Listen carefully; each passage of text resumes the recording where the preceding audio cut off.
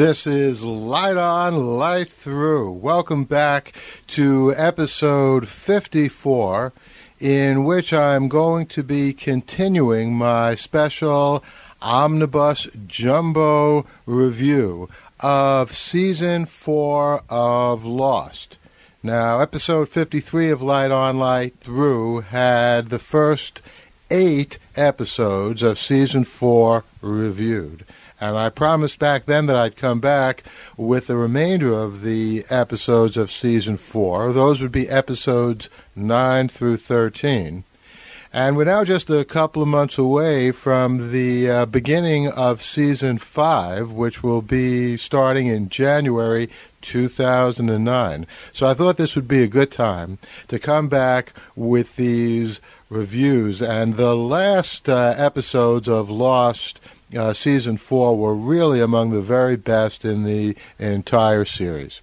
So as I did with the first special jumbo review, you're going to hear the complete reviews that I originally did back in the spring of 2008 on one of my other podcasts, Levinson News Clips.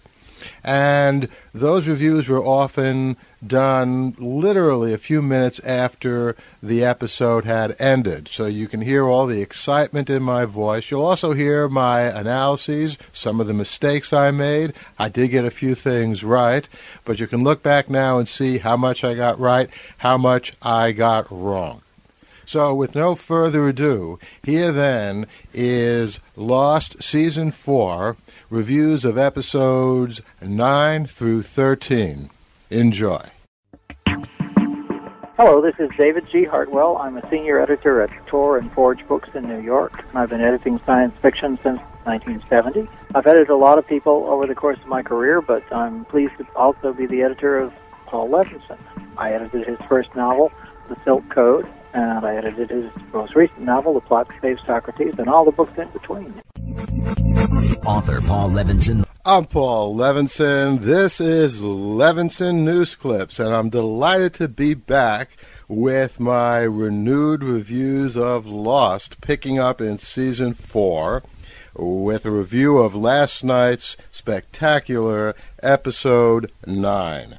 Well, we got 2 rare glimpses into the true nature of Ben last night in a brutally brilliant episode of Lost. One, when he said goodbye to Alex on the island, and a second in what we saw on Ben's face in the flash-forward second scene with Saeed. And we learned a whole lot more about some other crucial things, too. First, I was wrong when I supposed in my review of one of the earlier episodes of this season that Ben might have been the one who shot Rousseau and Carl in Episode 8. Not actually Ben himself, but Ben might have been responsible for that. But I don't think I was wrong about Ben's use of murder of innocents to further his agenda. I'll get to that in about a minute. But it was the bad guys on the boat, Widmore's men, who did kill Rousseau and Carl in Episode 8. Tonight, they try to get Ben to surrender by threatening to kill Alex. Ben tries to outsmart them, telling them truthfully that Alex is not his daughter, and trying to disguise his love for her. But Ben's bluff is called, and Alex is shot dead right in front of Ben's horrified eyes. Kimi, played with fatal precision by Kevin Durand, does the deed. Why Widmore's killers would give up this possible leverage on Ben, even though Ben tried to deny it, is a little surprising. But what's clear in any case, when Ben says goodbye to his murdered, adopted daughter, is just how much he loves her. And this sets the stage for what Ben will do once he gets off the island. Well, next, we already saw some of Ben off the island earlier this season, with Ben directing Saeed's assassinations of Widmore's men. Tonight, we saw just how this came to be. The murder of Alex changed the rules, according to Ben, which presumably didn't include murdering innocent members of your family. Ben is out to kill all of Widmore's associates. And we find at the very end that includes Penelope, Widmore's daughter, as well. But Ben, as accomplished a killer as he is, cannot get all of Widmore's people on his own. So he recruits Saeed. I think by killing Nadia, Saeed's true love, whom Saeed found and married after getting off the island, and then blaming that killing on Widmore. Now, it's possible that Widmore's guy did kill Nadia, as Ben told Saeed. That would certainly explain why Widmore's man was into Crete for the funeral of Nadia. But it doesn't explain why, in the first place, Widmore would have killed Nadia. If he wanted to get Saeed, he could have killed Saeed directly. I think a better explanation is that Widmore's man was at Nadia's funeral because he wanted to let Saeed know that Ben killed Nadia. None of that, of course, is clear, but my best guess is Ben is the one who killed Nadia to recruit Saeed. Now, this is really superb plotting. And Lost is as good as it's ever been, and I think in many ways better. This season is just spectacular, pounding away with every episode. We also learned something else very crucial at the end of last night's episode. It seems that neither Widmore nor Ben know where the island is. And why not? Likely because it's shrouded in some sort of space-time continuum distortion. And the smoke monster makes another appearance, apparently at Ben's behest. It seems to kill all the bad guys, the people who killed Rousseau and Carl, and who killed Alex. But maybe not, because at least one of the bad guys looked like he was alive and kicking in the coming attractions. And also, Sawyer is finally splitting with Locke and heading back to the beach. It was a fine night for Sawyer, by the way, rescuing Claire and trying to protect Hurley from Ben and Locke's plans. It was a fine edge-of-your-seat night for Lost.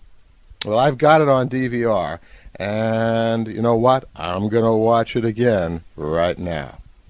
By the way, if you'd like to hear more of my reviews of earlier episodes of Lost, you can find them on LevinsonNewsClips.com, LevinsonNewsClips.com.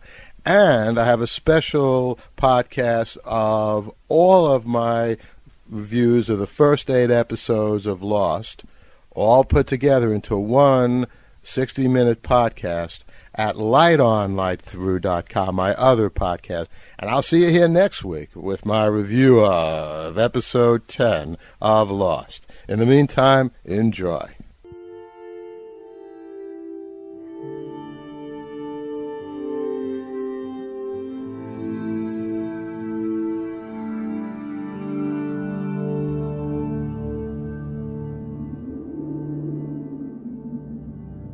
Athens, 2042 AD.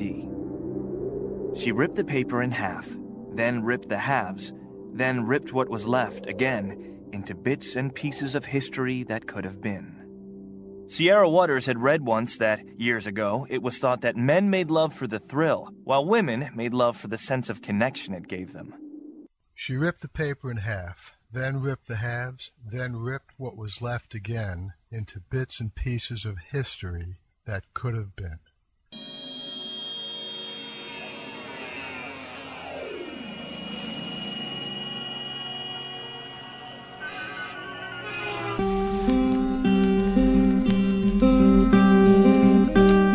Entertainment Weekly says the plot to save Socrates is challenging fun. The New York Daily News says it's a Da Vinci-esque thriller. And Curled Up with a Good Book says Sierra Waters is sexy as hell. You can find out more about The Plot to Save Socrates by Paul Levinson at theplottosavesocrates.com.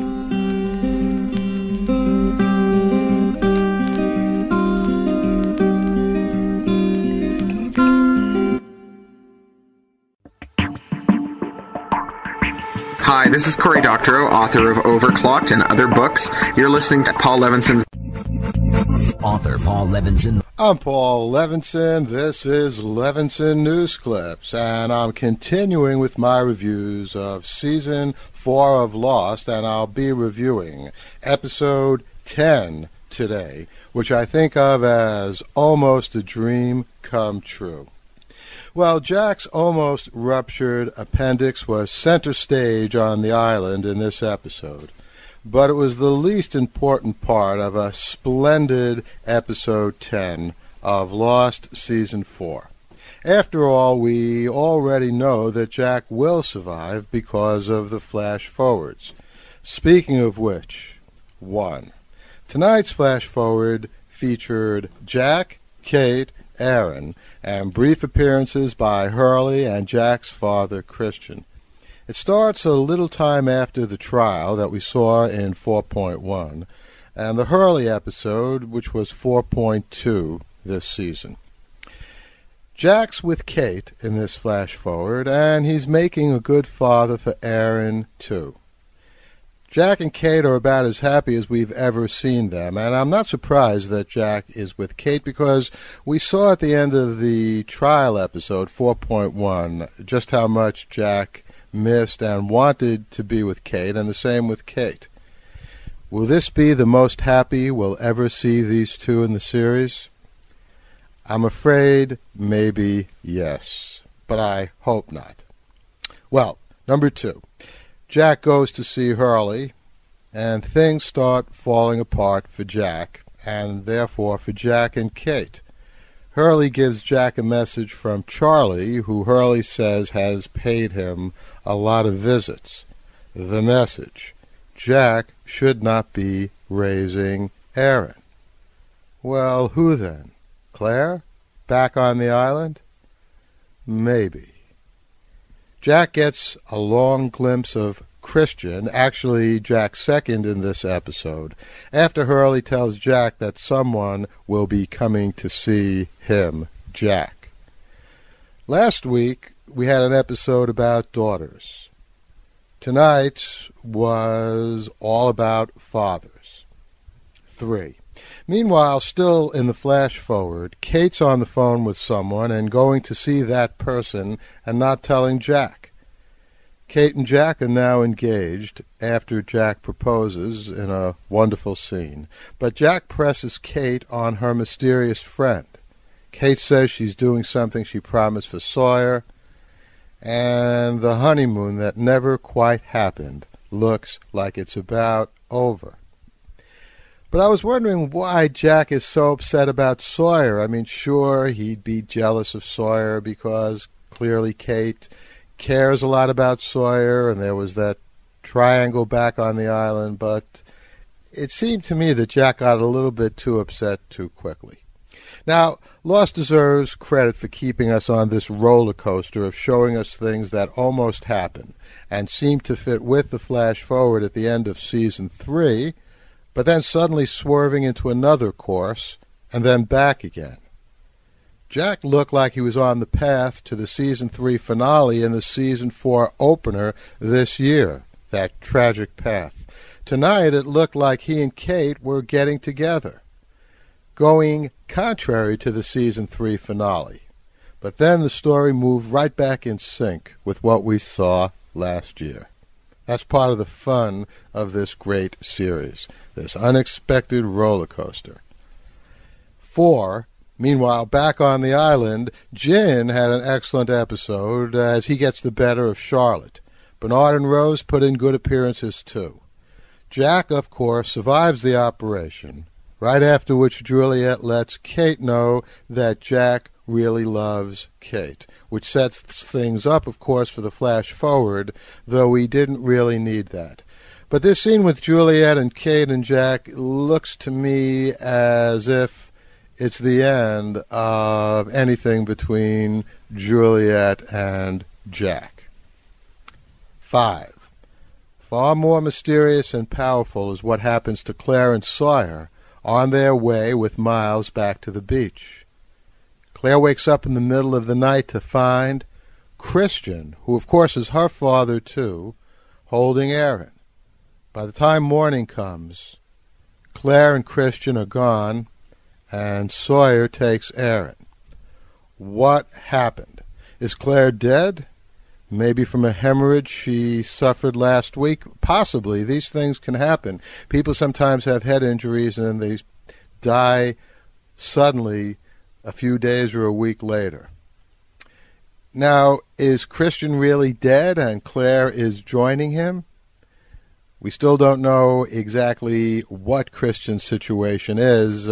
Some people think he might be Jacob and therefore not dead or some kind of super being. So if that were the case, why would he take Claire with him, just to be with his daughter?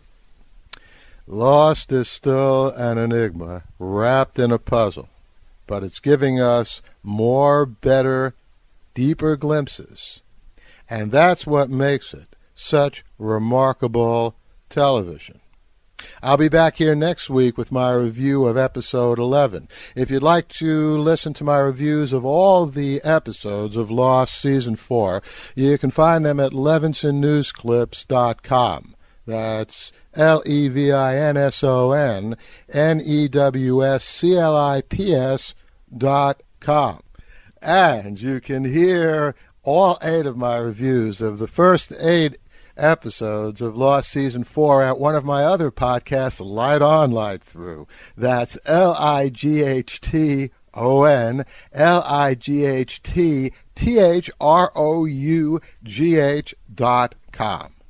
I never was a good speller, but that's how it's spelled. So listen, enjoy, and I'll see you next time.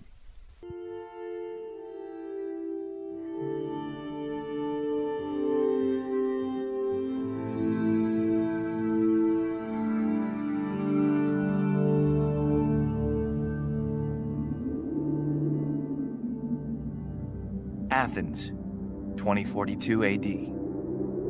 She ripped the paper in half, then ripped the halves, then ripped what was left again into bits and pieces of history that could have been. Sierra Waters had read once that, years ago, it was thought that men made love for the thrill, while women made love for the sense of connection it gave them.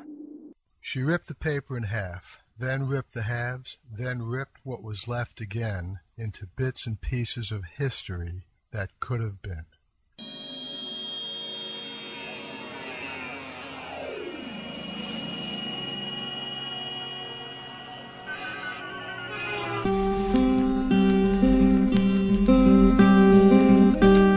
Entertainment Weekly says the plot to save Socrates is challenging fun.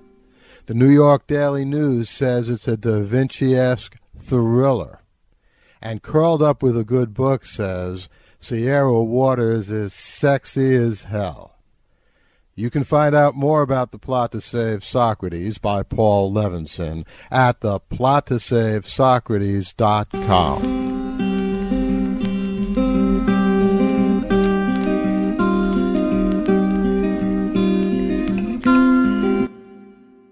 The Light on Light Through podcast. Author Paul Levinson. I'm Paul Levinson, and this is Levinson News Clips, and I'm back with a review of episode 11 of season 4 of Lost. A mind-blowing, extraordinary episode. And then, right after this review, after a brief commercial break, I'll share with you a theory I came up with about how the Oceanic Six were chosen. So listen for that after this review. Well, about Thursday's episode, I think Richard Alpert is Locke's father. The timeless man, maybe a time traveler, maybe an eternal like John Amsterdam who doesn't seem to age, who knows?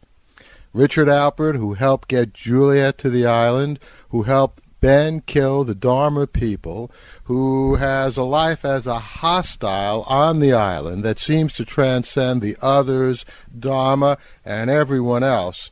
Well, he's Locke's father. Now, I know what you're thinking. We saw Locke's father in a lot of previous episodes, including the one in which Sawyer killed him on the island. But I think that it's Richard Albert who's really Locke's father. He impregnated a teenage girl, Emily, half his age, who dug Buddy Holly in the 1950s. She has the baby, names him John, gives him her last name Locke, and leaves the hospital. Her mother gives John Locke up for adoption, but not before we see Richard Albert in the hospital, clearly recognized by Emily's mother. Now, I suppose it's possible that Albert, was just hanging around because he knew there was something special about John Locke. But then why throw out the words that Emily's boyfriend is twice his age? That's why I think Richard Albert is really Locke's father, and Cooper, Sawyer, the guy that Sawyer killed, may be related to Locke in some way, but is not his father. And let me throw out another possibility to you. If the name Emily sounds familiar, that might be because someone named Emily was also Ben's mother. So, if this is somehow the same Emily, that means that Locke and Ben are at very least half-brothers, same mother, and who knows, maybe full brothers, if Richard, not Roger, was Ben's father. Now, I know the actresses were different, and how could the Emily in the older episodes of Lost in which Locke first finds her, she was obviously still alive, played by Susie Kurtz in that little appearance. So how then could she be the same Emily who was Ben's mother who died when Ben was born? Well, I admit that there are still things that need to be explained, but I still think there's a possibility that maybe Emily is the same Emily, and possibly Emily didn't really die when she gave birth to Ben.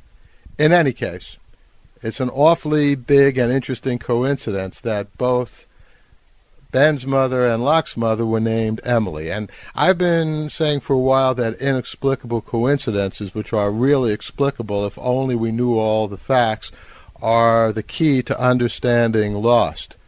You can find a whole essay about that over on my blog, infiniteregress.tv.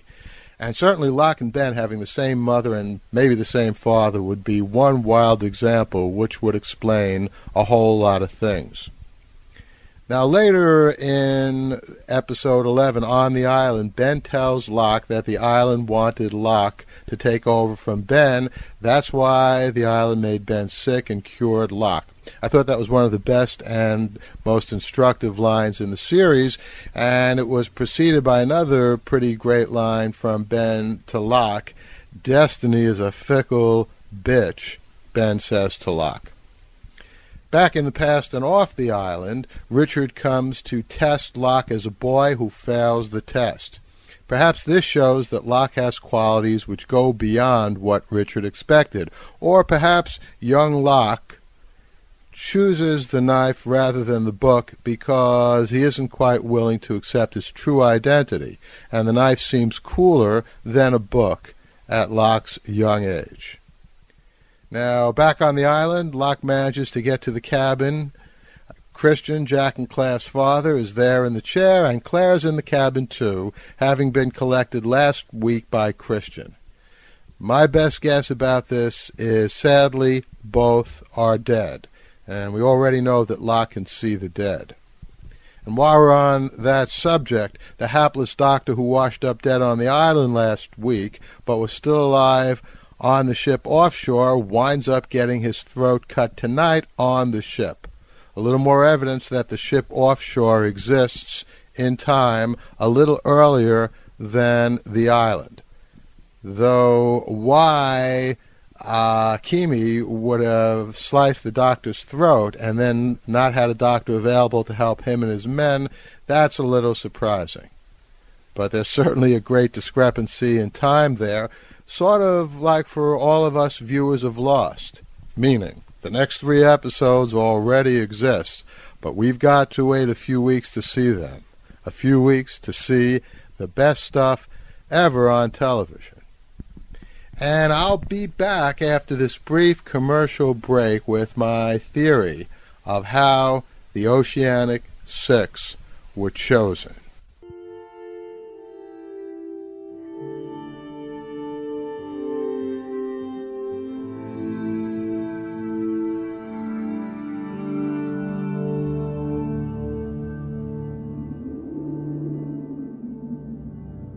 Athens, 2042 AD. She ripped the paper in half, then ripped the halves, then ripped what was left again into bits and pieces of history that could have been. Sierra Waters had read once that, years ago, it was thought that men made love for the thrill, while women made love for the sense of connection it gave them. She ripped the paper in half, then ripped the halves, then ripped what was left again into bits and pieces of history that could have been.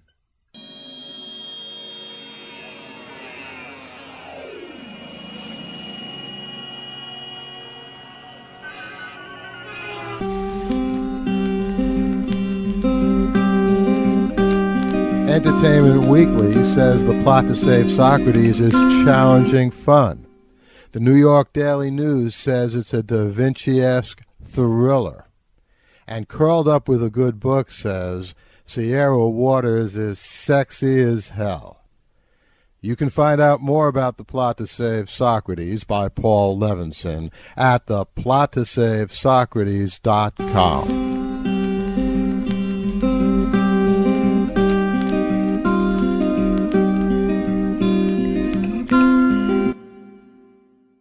Well, I'm back. I just watched episode 4.11 of Lost again, and I was struck in this episode with the way Juliet was making such a big deal about Jack not being able to run. And it all came together for me, and also after talking with my wife and daughter, about how the Oceanic Six, mentioned in the coming attractions, came to be chosen. So here's my best guess about what will happen. Kimi, as we know, is on a mission to kill everyone on the island. The only way to be at least somewhat safe from him is to run as fast as you can into the jungle. Jack can't run because of his appendix operation. He's one of the Oceanic Six. Kate can't run very fast with Aaron in her arms. Sawyer will give Aaron to Kate before this. Kate and Aaron are 2 and 3 of the 6. Sawyer, of course, can run fast. Sun is pregnant and can't run very fast. She's 4th of the Oceanic Six.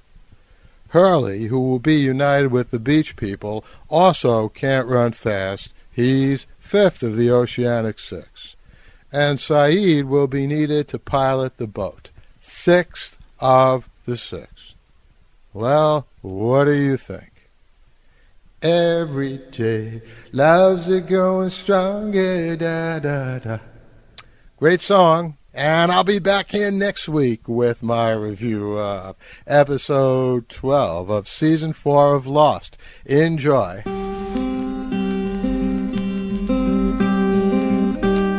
Hey, if you'd like an autographed copy of any of my novels or any of my books, here's how you can get one.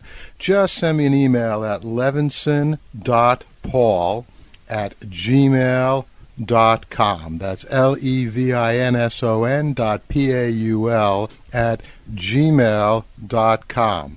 And I'll reply with a link on Amazon that you can use to purchase whatever book of mine you like. And I'll also give you an address which you can give to Amazon, and then have them send the book you purchase to me rather than you. And I'll be more than happy to personally autograph any copy of my novel or any of my nonfiction books that you send to me. I can autograph it to you or anyone that you specify. And again, this applies to all of my novels, The Plot to Save Socrates, The Silk Code, as well as all of my nonfiction books, ranging from The Soft Edge to Cell Phone. So if you have someone's birthday coming up, a graduation present, an anniversary, I'd be happy to autograph it to that person, or if you just want to treat yourself to a present, I'd be happy to autograph the book to you. And again, just write to me at levinson.paul@gmail.com. And as soon as I get the book from Amazon, I'll turn it right around with an autograph for you the day that I get it. So I look forward to hearing from you.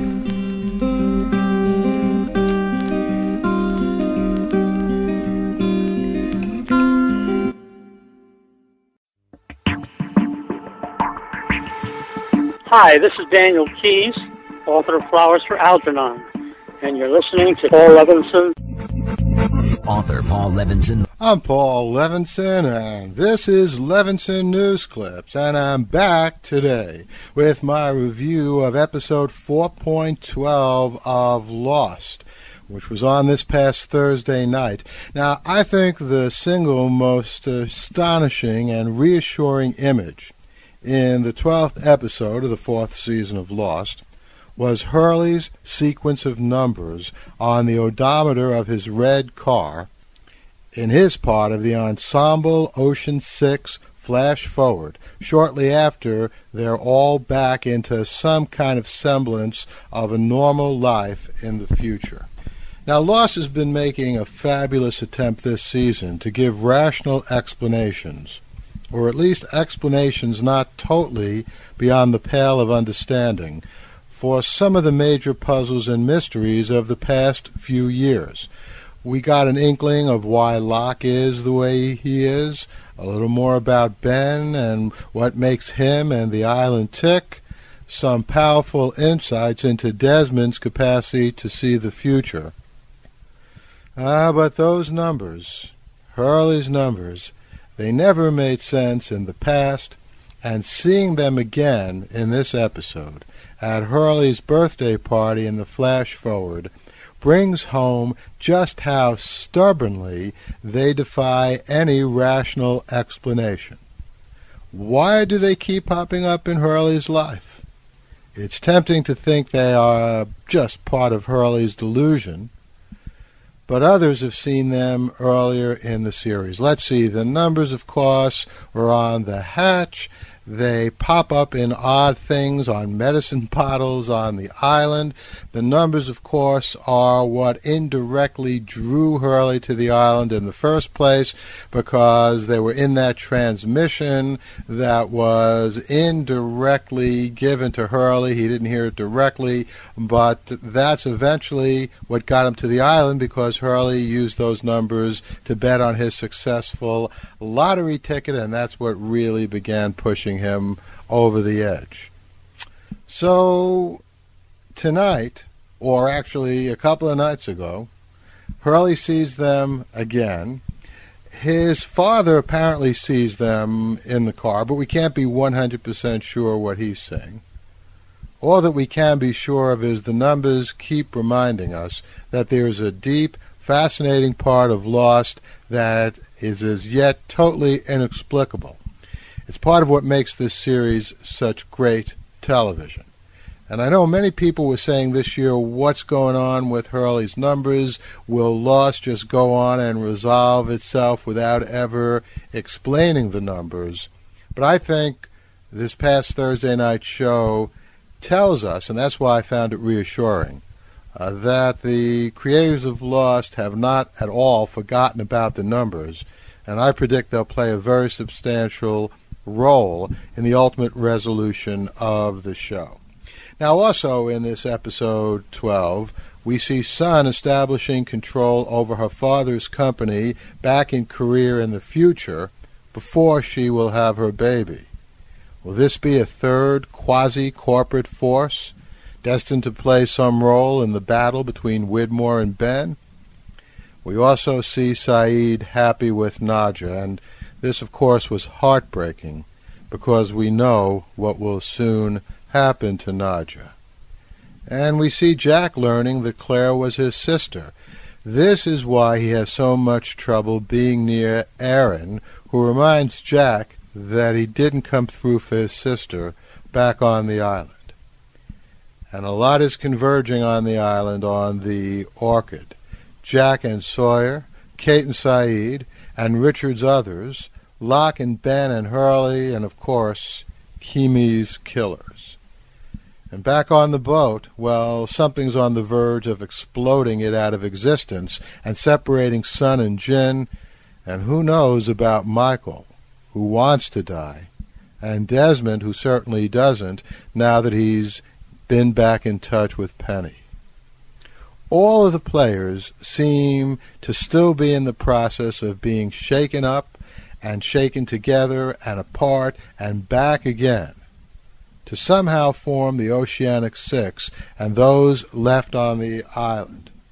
So far, everything we've seen this episode seems to point to how one or another will be the Oceanic Six, but the composition of the Oceanic Six, although it stayed the same, seems still unclear about how it came to be. Kate, for example, walks away from the beach people early on. She spends that night with Sawyer. Then she went back to the beach people. Now she and Jack are going to the Orchid.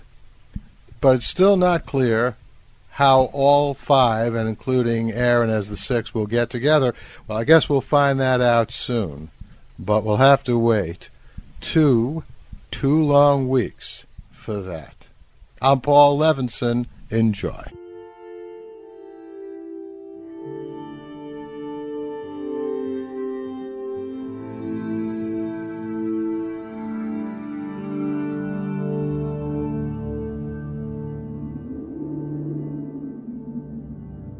Athens, 2042 AD. She ripped the paper in half, then ripped the halves, then ripped what was left again into bits and pieces of history that could have been. Sierra Waters had read once that, years ago, it was thought that men made love for the thrill, while women made love for the sense of connection it gave them. She ripped the paper in half, then ripped the halves, then ripped what was left again into bits and pieces of history that could have been.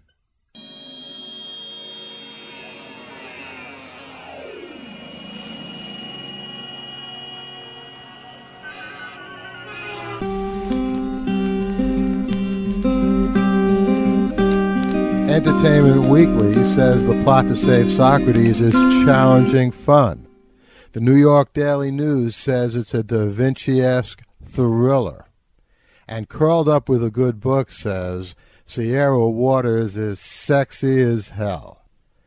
You can find out more about The Plot to Save Socrates by Paul Levinson at theplottoSaveSocrates.com.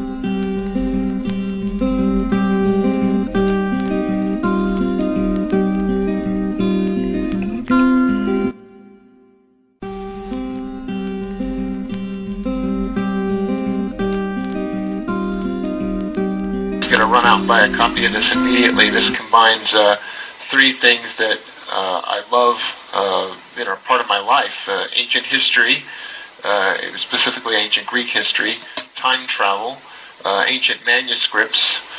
So I will be immediately running down to the local Barnes and Noble and picking up a copy of this. Author Paul Levinson. I'm Paul Levinson, and this is Levinson News Clips. And I'm delighted to be here with my review of the fabulous 2-hour finale of Lost Season 4. And a brief note about the very significant bit of extra footage in the replay of Lost 4.12 that we also saw last night before the 2-hour finale of Lost. And in fact, I have 6 initial thoughts, plus something about that extra footage, and I'm sure I'll be back here in weeks to come with more. But let's go over the 6. 1.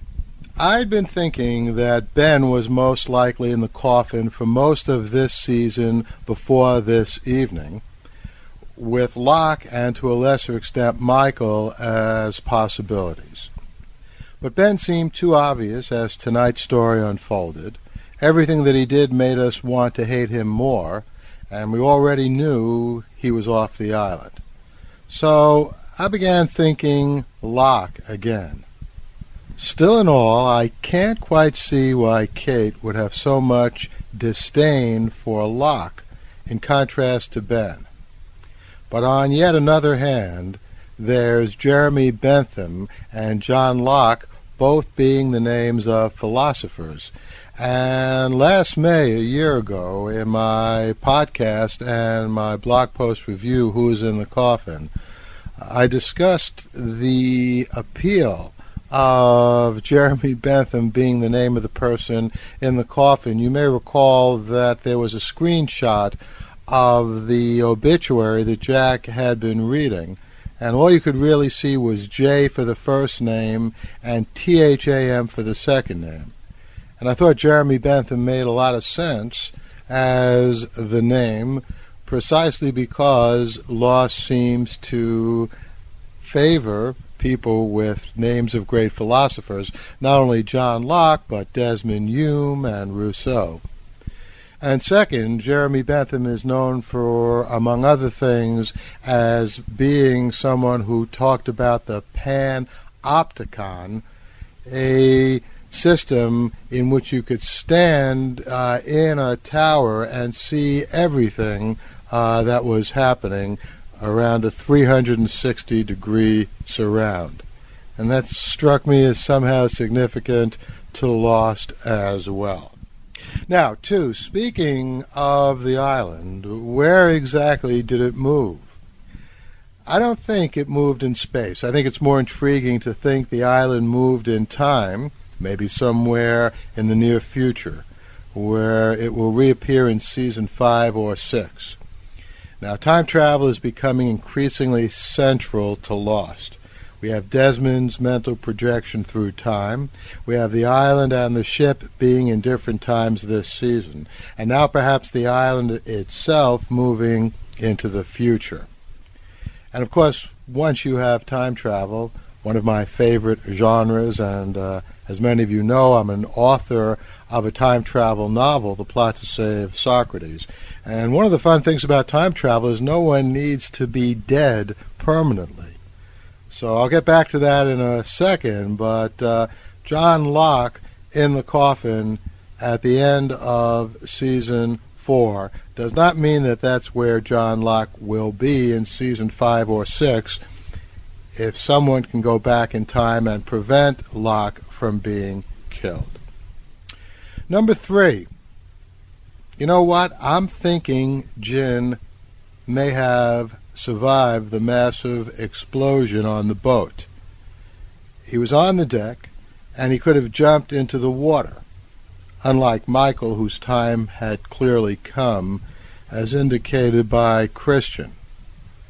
An angel of death is what Christian has become. Now, Jin could have survived in the water until some other boat picked him up. Of course, that doesn't explain why Jin wasn't there at the birth of his baby, but he may be a prisoner somewhere, maybe on the island.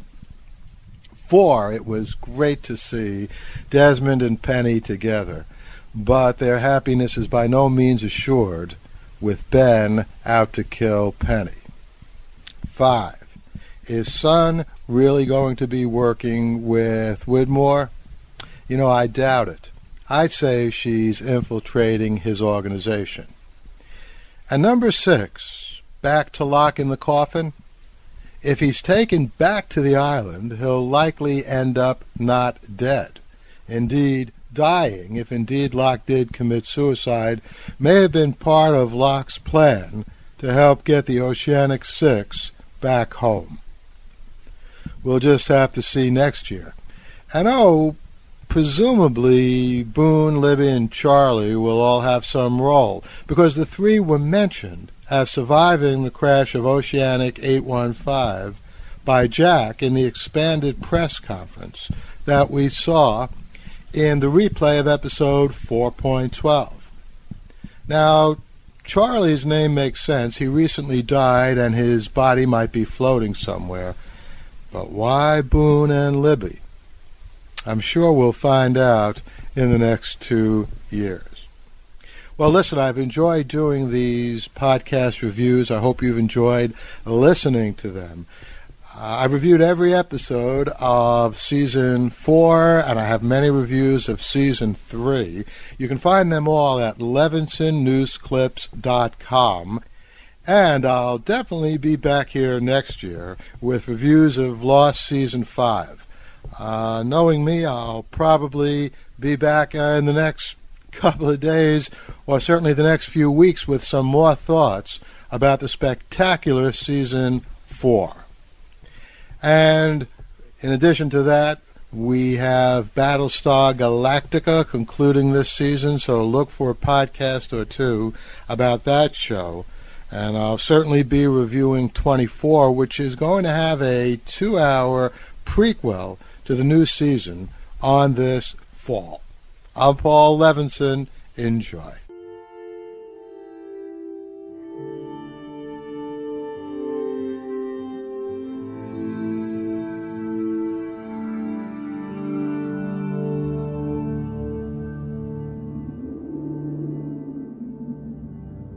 Athens, 2042 AD. She ripped the paper in half, then ripped the halves, then ripped what was left again into bits and pieces of history that could have been. Sierra Waters had read once that, years ago, it was thought that men made love for the thrill, while women made love for the sense of connection it gave them. She ripped the paper in half, then ripped the halves, then ripped what was left again into bits and pieces of history that could have been.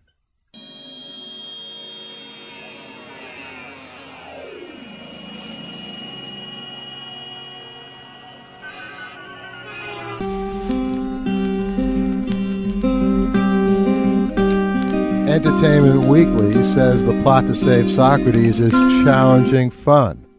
The New York Daily News says it's a Da Vinci-esque thriller. And Curled Up with a Good Book says Sierra Waters is sexy as hell. You can find out more about The Plot to Save Socrates by Paul Levinson at theplot2savesocrates.com.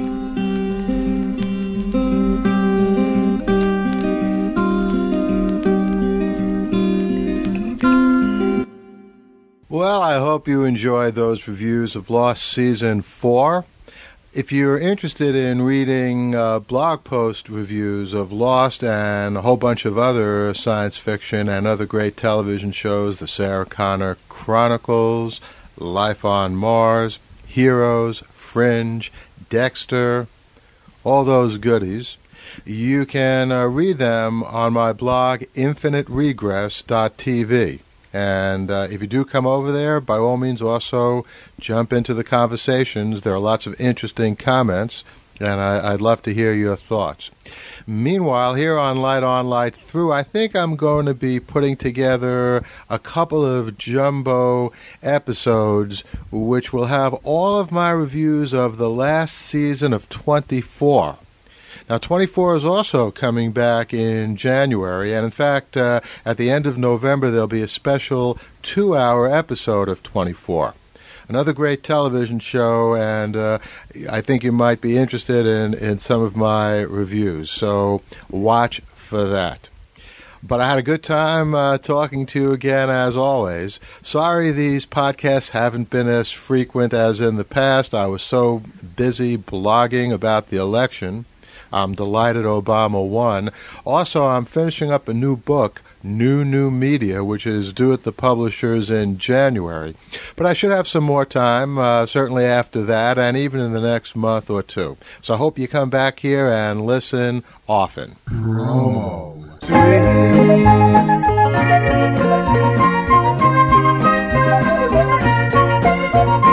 And that's the sweet music of our promo suite. And you're going to hear promos from Mike Thinks News, the savviest podcast in town. For Sean Farrell's audiobook of my first novel, The Silk Code, the punk horror podcast. We're just about out of time. I look forward to talking to you next time. In the meantime, sit back, relax, and enjoy.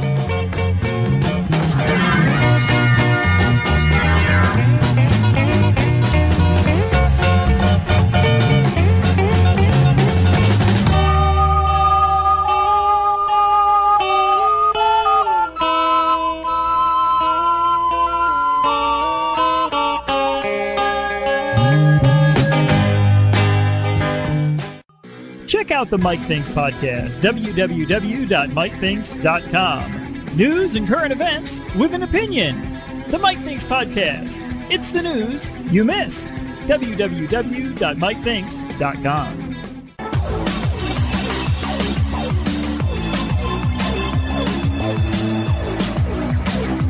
The Locus Award-winning novel by Paul Levinson comes to life in this free podcast novel.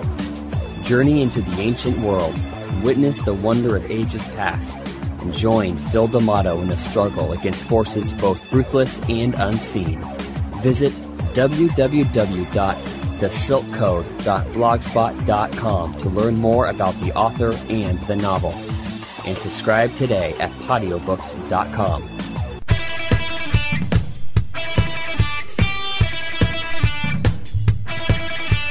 Punk Horror Podcast, coming to you every other week from Punk Horror Press, featuring The Punk and the Pastor, a movie review show featuring Gabriel Llanes and Stacey Campbell, and Author Red Fiction, featuring the best in horror and punk fiction. Don't miss it. Subscribe now at www.punkhorror.com.